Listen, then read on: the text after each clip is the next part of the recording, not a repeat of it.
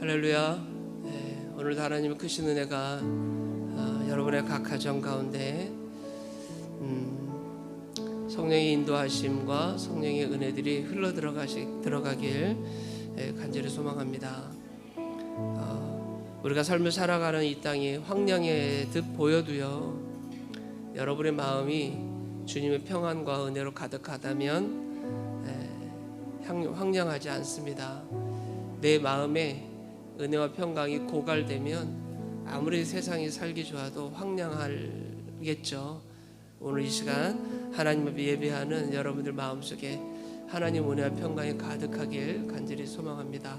특별히 예수 그리스도의 그 은혜와 소망이 가득하길 간절히 소망하고, 특별히 우리 장례 중에 있는 우리 장성환 자매님 또 그 가족들에게도 예수 그리스도의 십자가 부활의 소망이 가득하기를 소망하는 그 마음으로 우리 함께 같이 한번 찬양하며 우리 주 앞에 나아가겠습니다.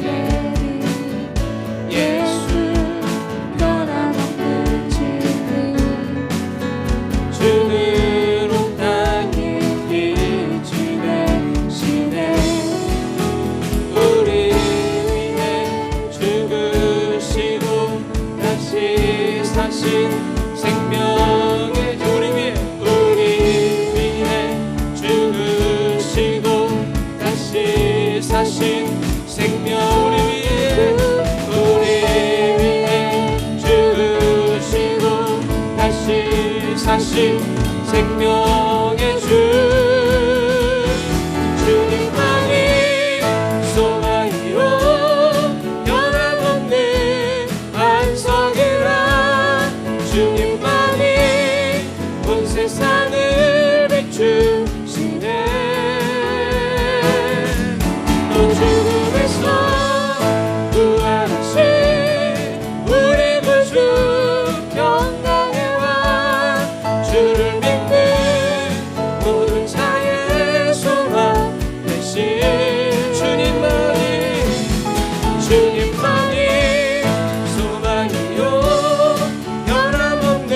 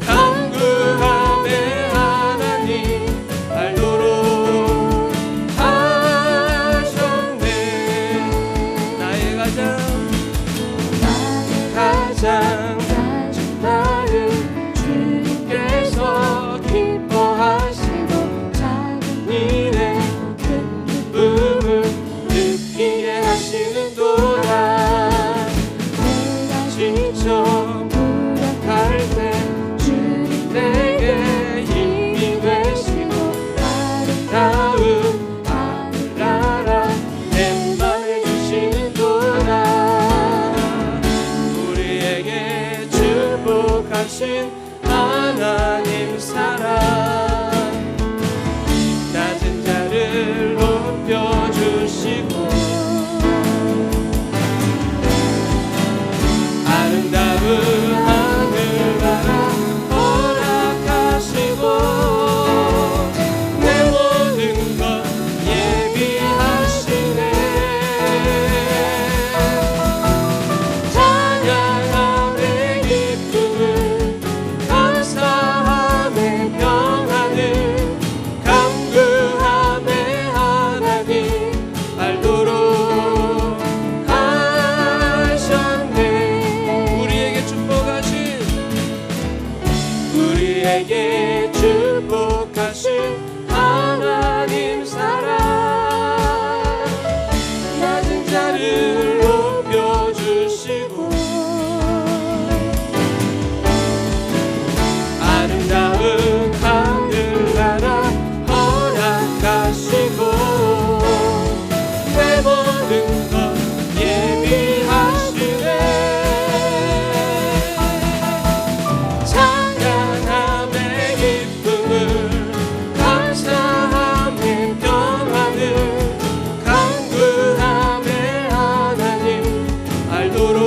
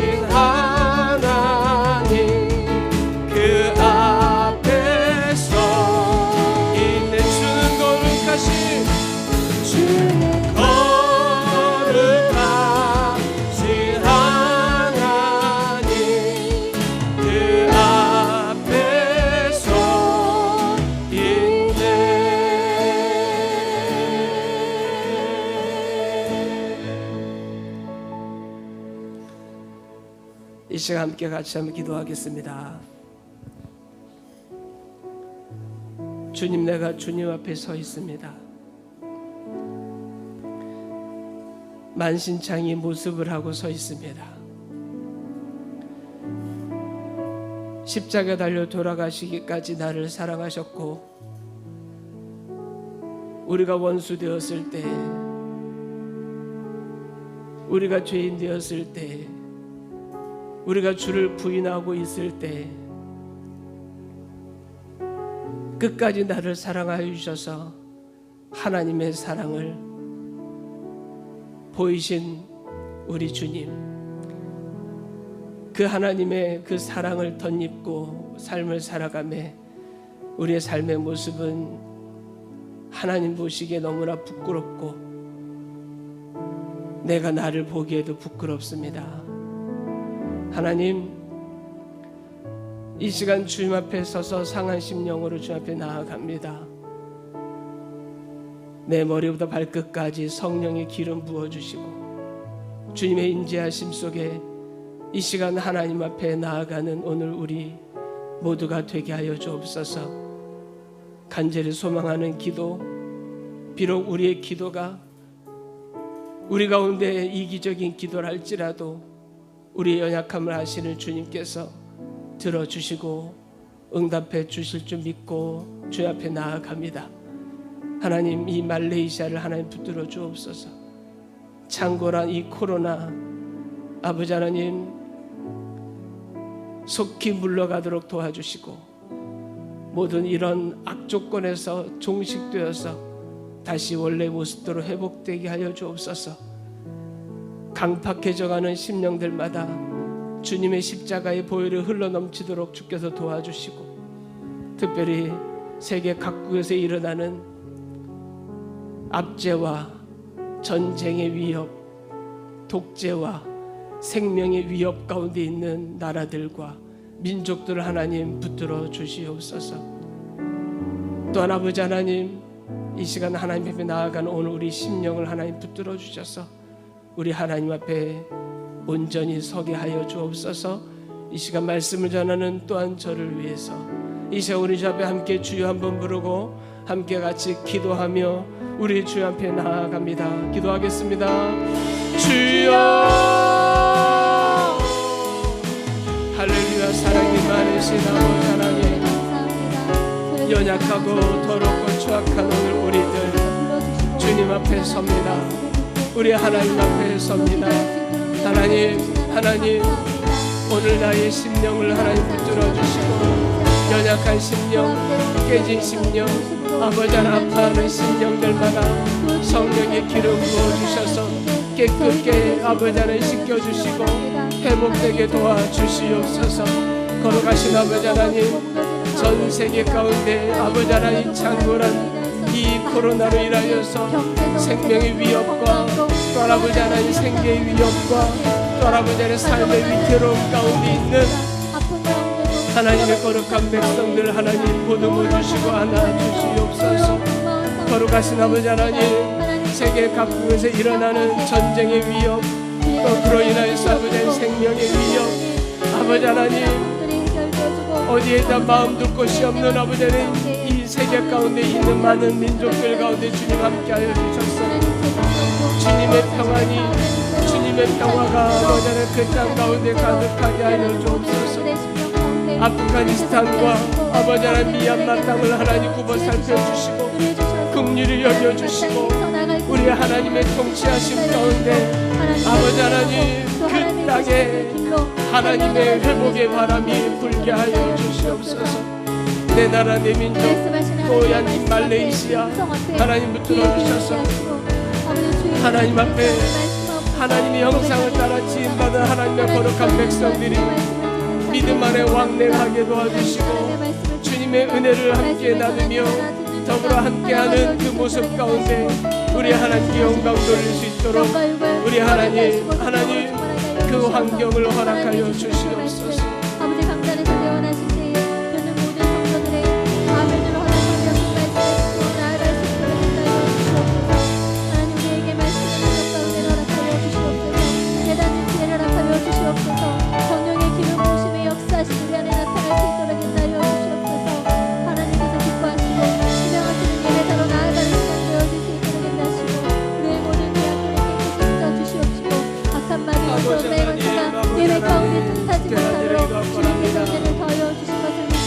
걸어가신 아버지 하나님, 우리 가운데 역사하신 아버지 하나님 붙들어 주시옵소서.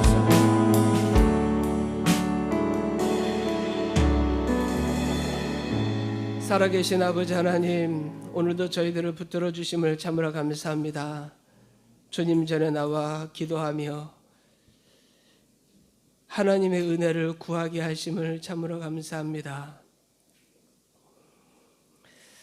우리의 심령을 하나님 회복시켜 주시고 망가지고 깨진 황폐화된 이 심령 위에 성령의 은혜의 단비를 부어주셔서 메마르고 아버지 하나님 갈라진 땅 위에 하나님이 복음의 씨앗을 심는 것마다 열리게 부족함이 없는 옥토 하나님 되게 하여 주시옵소서. 걸어가신 아버지 하나님, 주께서 허락하신 이 땅 위에 하나님께서 불러 세우셨고 인도하셨고 하나님의 거룩한 일을 하나님의 뜻을 위해서 아버지 안에 세워진 이 땅의 많은 교회들, 또 목사님들, 선교사님들 하나님 붙들어 주셔서 저들이 하나님의 거룩한 일 위에 낭망하지 않게 하시고 낙심하지 않게 도와주시고, 모든 나무가 배임을 당하여도 그루터기는 남는다 하셨사오니 이 모든 일 위에 예수 그리스도의 구속의 은혜를 통하여서 하나님이 일하시는 줄 믿습니다. 주님의 일하심을 믿고 낙심치 말고 낭망하지 말고 주님만 믿고 나아가는 하나님의 거룩한 동역자들, 믿음의 동역자들 하나님 되게 하여 주시옵소서. 특별히 우리 장승원 자매님, 아버님을 먼저 떠나보낸 딸의 마음을 위로하여 주시고 가족들의 그 마음도 하나님 위로하여 주시고 예수 그리스도의 부활의 소망이 아버지 하나님 유가족들에게 유일한 소망이요 기쁨 되게 하여 주옵소서. 이번 기회에 예수 그리스도를 영접하는 놀라운 또한 은혜가 하나님 있게 하여 주옵소서. 말씀을 전하는 저에게 은혜 주시고 말씀을 듣는 성도들에게도 하나님 큰 은혜를 부어 주옵소서. 감사드리며 예수님의 이름으로 기도드리옵나이다. 아멘.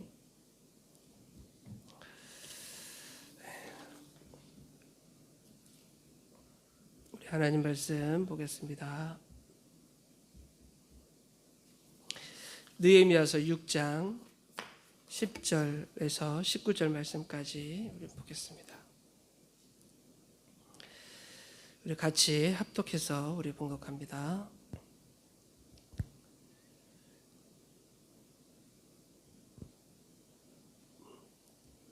이후에 무에다벨의 손자 들라야의 아들 스바야가 두문분출하기로 내가 그 집에 가니 그가 이르기를 그들이 너를 죽이러 올 터이니 우리가 하나님의 전으로 가서 외소 안에 머물고 그 문을 닫자. 저들이 반드시 밤에 와서 너를 죽이리라 하기로 내가 이르기를 나 같은 자가 어찌 도망하며 나 같은 몸이면 누가 외소에 들어가서 생명을 보존하겠느냐.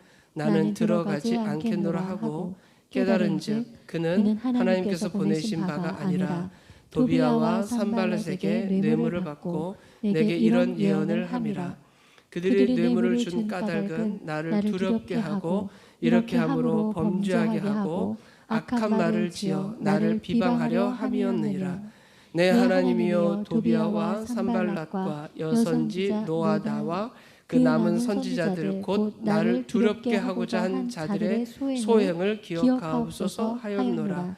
성벽 역사가 52일 만에 엘루월 25일에 끝나매 우리의 모든 대적과 주위에 있는 이방 족속들이 이를 듣고 다 두려워하여 크게 낙담하였으니 그들이 우리 하나님께서 이 역사를 이루신 것을 알미니라. 또한 그때 유다의 귀족들이 여러 번 도비아에게 편지하였고 도비아의 편지도 그들에게 이르렀으니 도비아는 아라의 아들 스가냐의 사위가 되었고 도비아의 아들 여호아난도 베레가의 아들 무술람의 딸을 아내로 맞이하였으므로 유다에서 그와 동맹한 자가 많음이라. 그들이 도비아의 선행을 내 앞에 말하고 또 내 말도 그에게 전하매 도비아가 내게 편지하여 나를 두렵게 하고자 하였느니라. 아멘.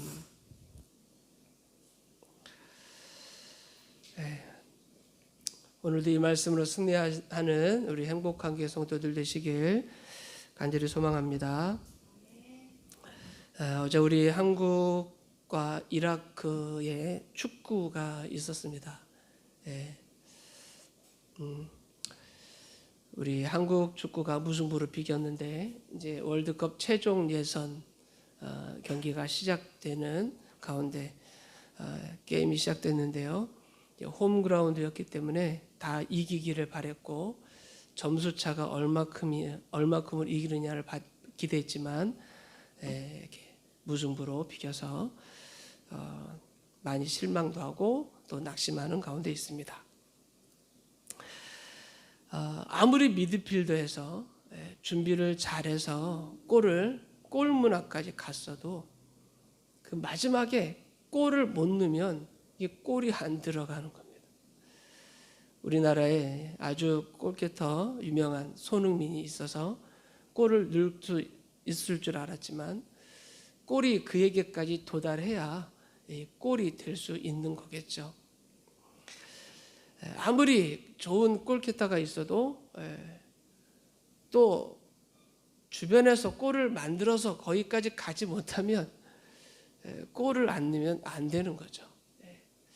아나운서가 그런 말 하더라고요. 아무리 점유율이 좋고 아무리 슈팅을 많이 슈팅을 하고 아무런 아름답게 게임을 했다 해도 골을 넣지 못하면 아무런 의미가 없습니다. 그런 이야기를 하더라고요. 제가 얼마 전에 이제 축구 어제 경기도 그랬지만 유명한 축구 선수들이 멋있는 골을 넣는 장면을 보는데 정말 골이 멋있더라. 그러면서 그런 생각을 해봤습니다. 어제 우리 축구를 생각하면서 아무리 멋있고 화려해도 저건 정말 아트다. 뭐 개인기 좋고 뭐 해도 마지막에 골을 넣지 않으면 그 경기는 아름답지가 않습니다. 아름답지 않아요. 유튜브에도 보게 되면 정말 마지막 골이 들어가는 장면만 보는 유튜브를 보면 그렇게 멋있을 수 없습니다. 마지막이 중요하죠. 아무리 시작이 좋았고 아무리 중간이 좋았고 아무리 멋지게 그 앞에가 갔어도 골을 넣지 못함으로 인해서 경기가 지거나 무승부되거나 하게 되면 실망감이 클 수밖에 없습니다. 여러분 권투도 그렇고요. 아무리 맞아도요. 7.8기라고 우리 오래전에 권투 선수 홍수환 선수 있지 않습니까? 아무리 맞고 7번 넘어졌어도 마지막에 쓰러뜨려서 이기면 이기는 거예요. 마라톤도 마찬가지. 아무리 첫 스타트가 좋아서 카메라바를 막 받아도 마지막에 골인하지 못하면 그에게 금메달의 영광은 없는 것이죠. 마지막 그 순간이 제일 어렵고 힘들지 않을까라는 생각을 해보게 됩니다. 승패를 결정짓는 아주 중요한 순간. 여러분 새벽이 왜 되게 감명 깊고 왜 새벽이 그렇게 좋은 줄 아십니까? 새벽이 새벽 직전에 아주 진한 어둠이 있는데요. 그 진한 어둠이 순식간에 사라지면서 찬란한 아침을 맞이하는 그 직전의 모습이 사실 너무 멋있습니다. 제가 아침마다 이제 예배당에 새벽 예배에 또 예배드리러 나오는 그 시간대가 좀 그럴 때예요. 약간 어둑어둑하지만 좀 이렇게 뭐 예배 끝나고 나가면 해가 막 떠오를 때 그때 하늘이 참 멋있습니다. 그래서 제가 사진도 찍고 오늘 아침에는 날이 좀 흐렸어요. 검은 구름 그러나 주변을 좀 밝지만 검은 구름, 그 모습도 참 멋있더라고요. 여러분, 그 새벽이 멋있는 이유는 어둠을 뚫고 희미한 밝은 빛이 떠오르기 때문에, 하루가 기대되는 날이 되기 때문에 그 새벽이 아주 멋있는 거죠. 어두우면 어두울수록 새벽은 빨리 올까요? 새벽은 빨리 오게 되어 있습니다. 칠흑 같은 어둠이 지나야 비로소 우리에게 새벽은 오는 거죠. 우리가 성경에 보게 되면 사렙다 과부의 이야기가 성경에 나옵니다. 가뭄으로 인해서 먹을 게 없어요. 먹을 게 없는 가운데 한 움큼 남은 밀가루, 약간의 기름, 이게 마지막 그 과부에게 남겨진 음식이었습니다. 이 음식을 만들어 먹고 아들과 그 여인은 죽으려고 했던 거죠. 그런데 그 처절하고 고통스러운 마지막 순간에 그 사렙다 과부가 누구를 만났어요? 엘리야를 만납니다. 엘리야가 말한 대로 먹고 죽으려 했던 그것으로 엘리야를 직접 대접을 하죠. 직접 대접을 하죠. 그걸 대접하게 될 때 그에게 놀라운 축복이 임하는 것을 우리는 성경에서 보고 있습니다. 극도의 이제 죽음이 임박하는 그 순간 가운데 삶의 희망이 돋아나는 거죠. 꿈이라는 것이 거기서 돋아나는 거죠. 바닥을 쳐야 이제는 그제서야 올라간다라고 말합니다. 아직까지 쳐야 될 바닥이 남아있다면 아직 처절하지 않죠. 바닥을 쳐야 비로소 올라간다. 마지막 순간은 진하고 고통스러운 어둠입니다. 그러나 그 마지막 순간을 믿음으로 통과하게 되었을 때 여러분, 영광스러운 감동의 순간은 여러분들이 맞이하게 됩니다. 그런데 그 고통의 순간을 피해버리면 영광의 순간은 우리에게 찾아오지 않습니다. 위대한 사람들의 모습을 우리가 자주 보다 보면 아주 절망적이고 안 된다고 생각되는 포기할 수밖에 없는 진한 어두운 상황을 뚫고 새벽을 맞이한 사람들이 대체로 위대한 사람이더라. 오늘 본문의 느헤미야가 그렇습니다. 오늘 우리가 10절부터 19절까지 읽었지만 느헤미야가 어떤 지금 위기 가운데 있는지 아시죠? 우리가 지난 시간에 느헤미야가 끝날 때까지 끝난 게 아니다라는 제목으로 제가 말씀을 드렸습니다. 느헤미야가 성벽을 재건하려고 할 때 그에게 다가온 세 가지 시험이 있었습니다. 첫 번째 시험은 뭐였습니까?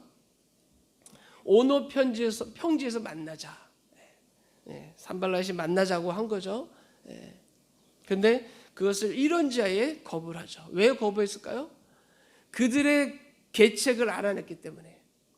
그 오노 평지에서 만나자는 것이 마치 화친하자는 뜻과 같고, 마치 같이 이 모든 것을 좀 머리 싸매서 잘 해결해 보자고 하는 것 같았지만 그들의 꾀를 알아챈 느헤미야는 거기에 가지 않죠.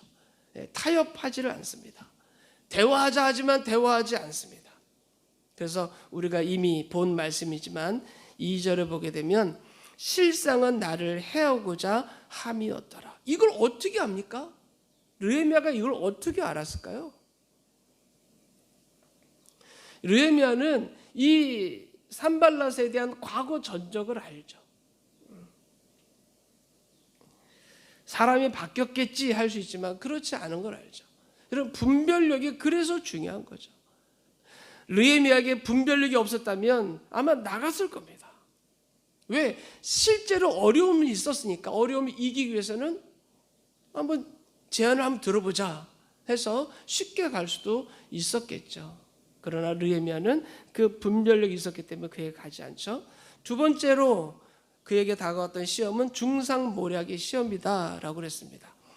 다섯 번째, 이제 그 종자의 손에 봉하지 않은 편지를 보내서 그 바사왕 왕에게까지 소문이 났다, 이런 식으로 소문을 퍼뜨리고 유대 땅에 이 왕을 세우고자 한다라는 소문이 파다하다 바다니까 너 이대로 갔다가는 너는 이제 끝이다. 그러니까 나랑 같이 협상을 하는 게 어떠냐라는 식으로 편지를 보내게 된 거죠. 결국은 이 편지에 통해서도 그네들은 이 성벽 재건을 중단하려고 하는 그런 야욕이 있었던 것을 느헤미야는 알게 되죠. 여러분, 이런 소문을 퍼뜨리면 느헤미야가 어떻게 될까요?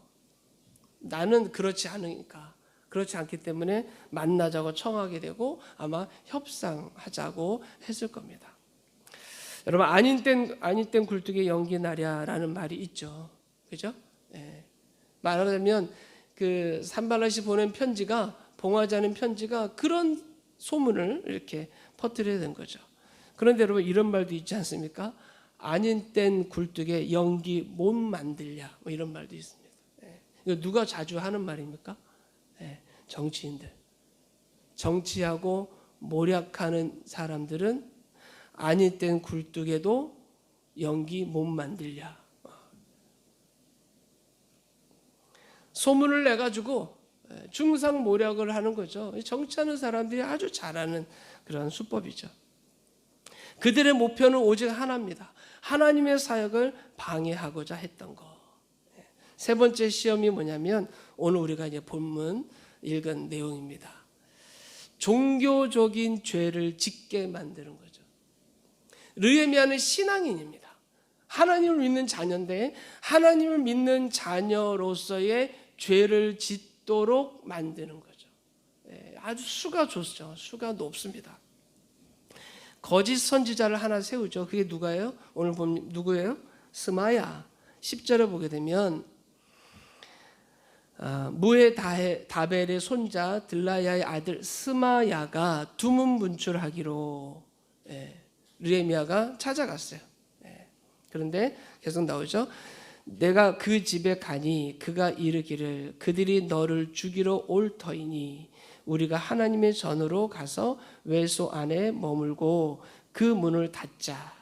저들이 반드시 밤에 와서 너를 죽이리라 하기로. 느헤미야가 두문 분출하다는 얘기를 듣고 스마야를 찾아갔어요. 선지자 스마야를 찾아갔는데 스마야가 이런 얘기를 하는 거예요. 느헤미야, 당신이 죽게 되었으니까 나랑 같이 피합시다. 어디로 피하자는 거예요? 하나님의 전으로 가서 외소 안에 머무릅시다. 그리고 문을 닫고 생명은 보존해야 되지 않겠습니까? 그렇게 얘기를 한 거죠. 그런데 여러분, 이것이 덫입니다. 덫.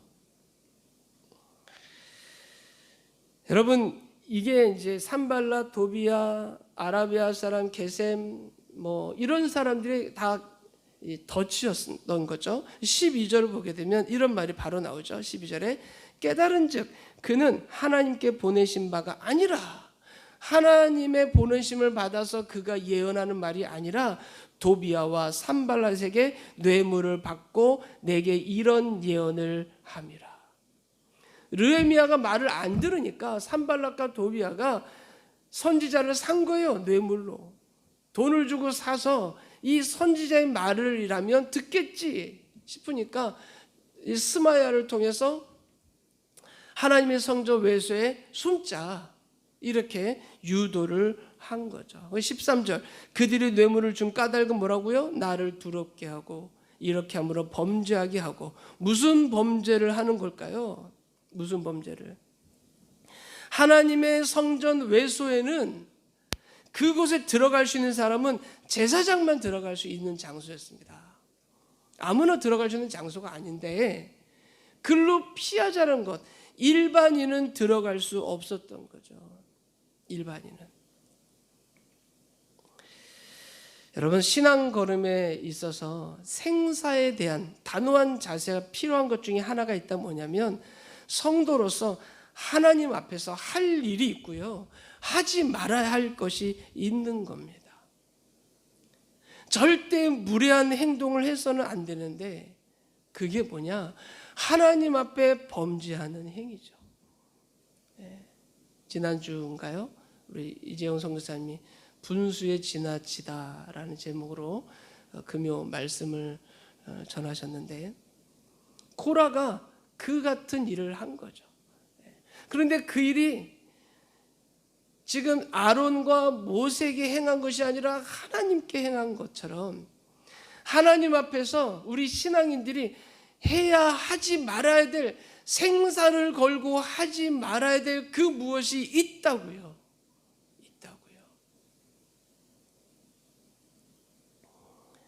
느헤미야는 그걸 안 겁니다. 내가 하나님 앞에 죽임을 당할지언정 나는 하나님의 성전 외소에는 들어가지 않겠다라는 거예요. 갈 수가 없다는 거예요. 신앙인들에게서 있어서는 절대 피해야 할 것이 있다. 절대 피해야 할 것이. 여러분 11절 내가 이르기를 나 같은 자가 어찌 도망하며 나 같은 몸이면 누가 외소에 들어가서 생명을 보존하겠느냐. 이거 하나님 앞에 죽을 일이라는 거죠. 나는 들어가지 않겠노라. 네. 느헤미야는 자신의 생명을 걸고 하나님 앞에서 할 수 없는 일이기 때문에 단호하게 거절을 하게 된 거죠. 근데 만약에 여러분 그것이 우리가 다 생각하지 않습니까? 그래도 살아야죠. 살아야 되니까 뭐 어떻습니까? 해서 만약에 그렇게 됐다 그러면 느헤미야는 성벽 재건을 할 수 있을까요? 없을까요? 없어요. 왜요?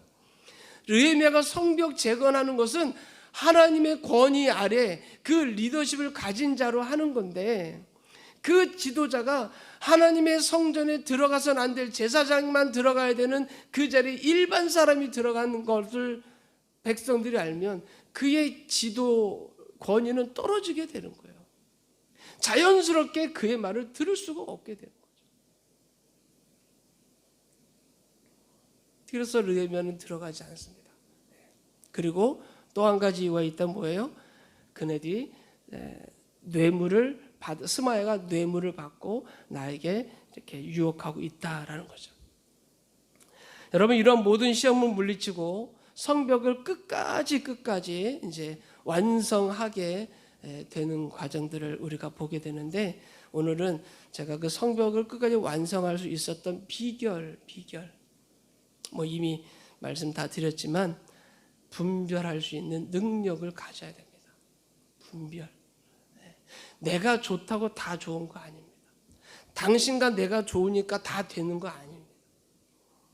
아무리 친분이 있고 아무리 오랜 신앙 내력을 가지고 있어도 당신과 내가 서로 동의한다고 다 되는 것이 아니라 하나님 앞에 아닌 건 아닌 거예요. 내가 새벽에 전제 한번 이걸 얘기했는데 아닌 건 아닌겨 뭐 드라마에도 나오는 거지만 하나님의 자녀로서 성도로서 하지 말아야 될 것은 하지 말아야 되는 거예요. 절대적으로 하나님의 권위 아래 도전하는 행위들은 해서는 안 되고 우리가 하나님 앞에 죄를 짓고 우리가 하나님 앞에 범죄하고 때로는 미혹을 받아서 넘어지기도 하고 실수도 하고 그러나 하나님 앞에 권위에 도전하는 것만큼 가장 무서운 건 없죠. 그것을 느헤미야는 알기 때문에 하지 않은 겁니다. 그래서 우리가 분별을 알 줄 아는 지혜가 있어야 되겠다. 오늘 느헤미야는 그 모습을 그대로 드러내주고 있습니다. 빌립보서 1장 10절을 보게 되면 이런 말씀이 있습니다. 지극히 선한 것을 분별하며 또 진실하여 허물 없이 그리스도의 날까지 이르고 이런 말이 있습니다. 지극히 선한 것을 분별해라. 이 선한 것, 선은 하나님의 선이죠. 우리가 말하는 그저 착할 선이 아닙니다. 우리가 도덕적으로 윤리적으로 서로 착하다라는 그 기준 선이 아니라 하나님의 선이죠. 지난주 주일날 제가 말씀도 드렸지만 기독교가 뭔가, 교회가 그럼 뭔가, 교회가 해야 될 일이 뭔가, 사회를 변혁하고 사회를 개혁하고 사회를 바꿔가는 게 교회 할 일인가? 맞죠? 그것도 교회 할 일이죠. 그러나 가장 중요한 교회 할 일은 예수 복음 전하는 거라고요. 왜요? 예수 그리스도의 그 능력이 사회를 개혁하는 거지 교회가 하는 건 아니거든요. 그래서 중요한 건 그것이 중요한 거죠. 그래서 하나님의 선은 세상 사람이 말하는 선과는 사뭇 다르다라는 것.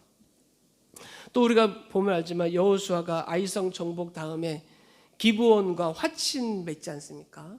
그 기브온 족속과 화친을 맺는데 승리의 순간에 하나님께 묻지도 않고 그저 여호와의 이름을 들먹이니까 그냥 덜컥 조약을 맺은 거죠. 결국은 물론 이제 기브온 족속이 그 후에 르디님 후예들로 인해서 이스라엘 족속에 귀속돼서 그네들이 성전에서 나무를 캐거나 그 일을 하는 레위인들을 돕는 일을 했다는 측면에 대해서는 아주 좋은 거지만 하나님의 이름을 들먹인다고 쉽게 넘어가서는 안 된다라는 거죠. 우리가 삶을 살아가면서 이런 분별력은 반드시 우리가 가져야 되겠다. 사랑하는 성도 여러분, 하나님의 이름을 들먹인다고 무조건 받아들여서는 안 되는데 요한일서 4장 1절을 보게 되면 사랑하는 자들아 영을 다 믿지 말라고 그랬습니다. 영을 다 믿지 말고 오직 영들이 하나님께 속하였나 분별하라. 많은 선지자가 세상에 나왔습니다. 그랬습니다. 오직 영들이 하나님께 속해 있나 분별하라는 거죠. 어떻게 하면 그 영들이 하나님께 속해 있는지 어떻게 분별할까요? 여러분들이 말씀 안에 거하면 그 말씀 속에서 분별력이 생기게 됩니다. 분별력.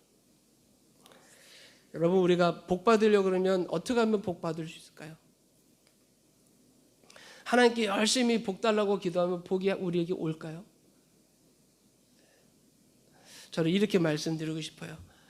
자신이 복 받는 자리에 있어야 됩니다. 그래야 여러분 복이 여러분의 것이 될 수 있습니다. 시편 1편을 보게 되면 복 있는 사람은 여호와 율법을 주야로 묵상한다고 그랬고요. 즉 복 받으려면 말씀의 자리에 나와야 된다고 말씀하고 있고 반대로 악인들은 어떻게 합니까? 악인들은 죄인의 길에 서고 오만한 자리에 서고 악인의 생각을 꾀를 떠나지 않고 반대로 여러분 복 받으려고 그러면 우리는 악인의 생각을 하지 말아야 되고요. 죄인의 길에 서지 말아야 되고요. 오만한 자들의 자리에 앉지 말아야 됩니다. 그래야 여러분들이 복을 받을 수 있는 통로가 되는 거죠. 여러분 기도한다고 복이 오는 게 아닙니다. 마찬가지로 여러분들이 어떻게 분별을 할 수가 있는가? 여러분들이 여호와 율법을 주야로 묵상하고 그 말씀에 거하지 않는 복된 인생이 돼야 비로소 여러분들이 분별이 될 수 있는 거예요. 근데 복이라는 것이 물질의 많고 적음으로 이렇게 세상 방식으로 생각하다 보니까 말씀은 없고 오직 그냥 세상 사람들에게 뻐기기 좋고 세상 사람들에게 자랑하기 좋은 것만 가지면 복된 것처럼 생각하는 이런 잘못된 생각들이 결국은 우리가 분별력을 잃어버리는 아주 중요한 이유가 되더라라는 거죠. 여러분 중요한 것은 우리들이 말씀 안에 거하는 것, 복받는 그 자리에 거하는 것. 그래야 비로소 우리가 이런 분별을 할 수 있는 능력이 우리 가운데 만들어진다. 여러분 강단에서 목사님들이 설교를 많이 합니다. 목사님들이 성도들에게 은혜 주고 싶죠. 그리고 사업이 잘 안 되는 성도들은 사업 잘 되도록 그런 물질의 축복도 주고 싶고 그래서 30배, 60배, 100배 열매들이 가득하기를 바라는 마음에 설교도 그렇게 합니다. 물론 목사님의 마음은 충분히 이해가 됩니다. 뭐 저도 마찬가지니까요. 저도 우리 행복한 교회 성도들이 잘 되길 바라죠. 그러나 중요한 것은 단상에서 온갖 복을 남발하면 여러분들이 생각하고 분별할 줄 알아야 됩니다. 온갖 감언 이설에 넘어가는 무지한 성도가 돼서는 안 되는 거죠. 오늘 본문의 느헤미야가 만약에 느헤미야가 무지했다면 예루살렘의 성벽 제거는 못하는 겁니다. 그러나 그는 무지하지 않았기 때문에 분명한 분별력을 통하여서 이런 산발락과 도비아의 어떤 이런 유혹에도 넘어가지 않는 것을 우리는 보게 됩니다. 그리고 여러분, 우리가 오늘 본문 말씀 뒷절에 보게 되면, 우리 성경 말씀 한번 볼까요? 그 뒤에 보게 되면 18절에 도비아는 아라의 아들 스가냐의 사위가 되었고, 도비아 아들 여호하난도 베레가의 아들 무술람의 딸을 아내로 맞이하였고, 유다에서 그와 동맹한 자가 많아요, 적어요? 많아요. 여러분 생각해 보세요. 지금 느헤미야에게서 대적들은 누가 느헤미야의 대적들입니까? 이런 산발락과 도비아가 대적인데, 지금 그 대적들과 동맹을 맺은 유대인들이 많아요. 그러면 느헤미야에게서 대적이 많아지는 겁니까? 줄어드는 겁니까? 대적이 많아지는 거예요. 이것을 어떻게 이길 수 있을까요? 어떻게 견딜 수 있을까요? 여러분 같으면 어떻게 이기고 어떻게 견디겠습니까? 오늘 본문에 나오지만 느헤미야가 기도하는 거죠. 14절, 내 하나님이여, 도비아와 산발락과 여선지 노야다와 그 남은 선지자들 곧 나를 두렵게 하고자 한 자들의 소행을 기억하옵소서.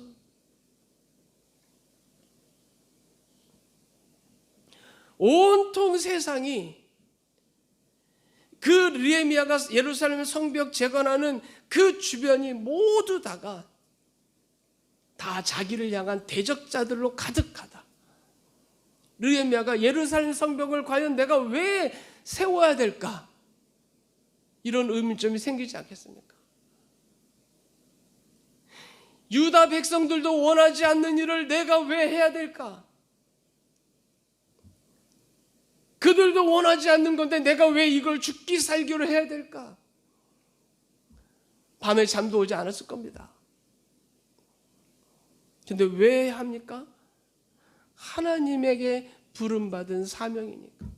하나님으로부터 소명받고 하나님으로부터 맡겨진 사명이니까.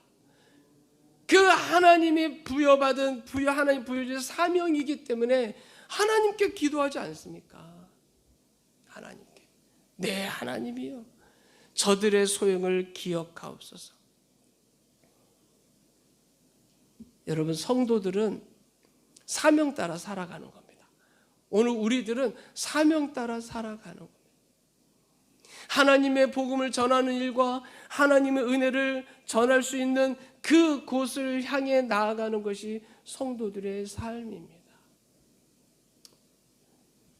이 말씀이 여러분들에게 어떻게 각인될지 모르겠지만, 여러분, 우리가 가져야 될 아주 중요한 거죠.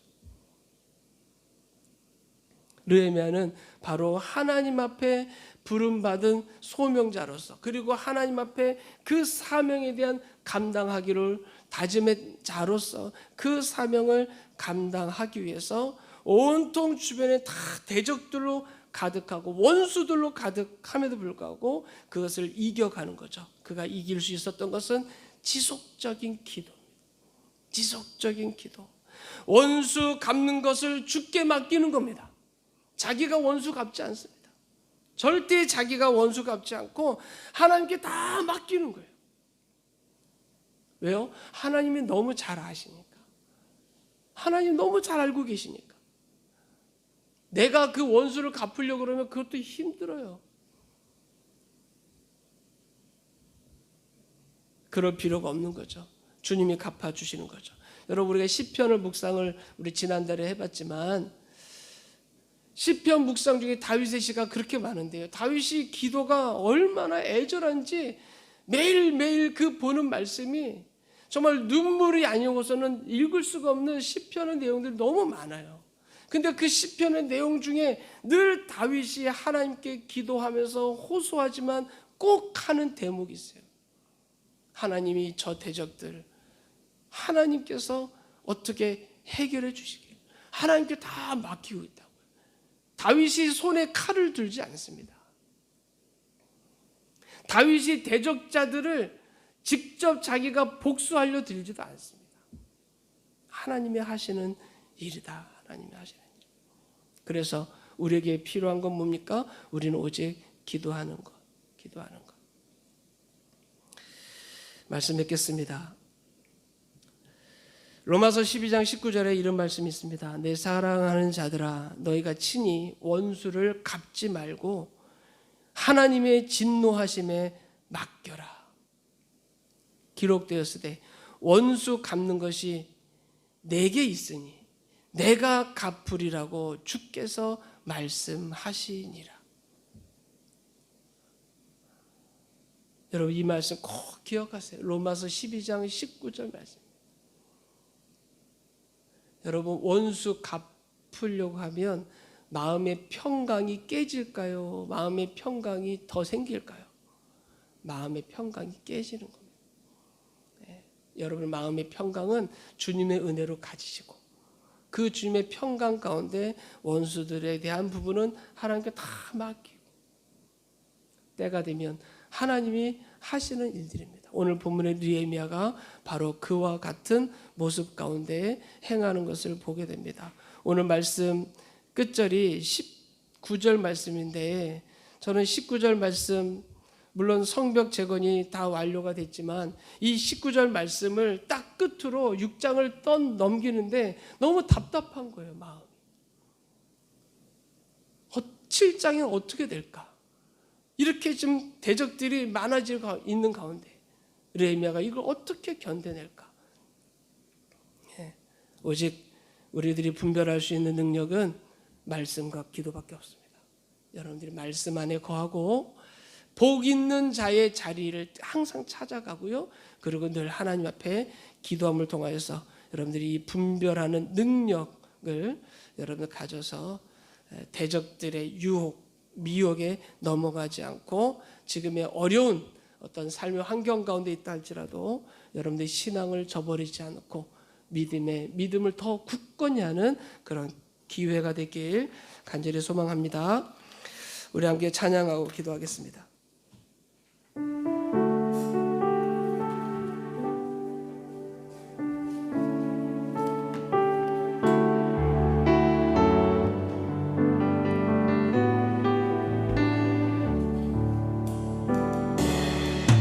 주님 말씀하시면 내가 나가리다. 주님 뜻이 아니면 내가 멈춰서리다. 나의 가고 서는 것 주님 뜻에 있으니 오 주님 나를 이끄소서. 주님 말씀하시면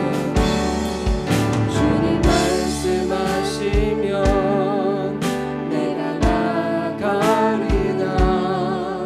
주님 뜻이 아니면 내가 멈춰서리다. 나의 가고 서는 것 주님 뜻에 있으니 오 주님 나를 이끄 뜻하신 그곳에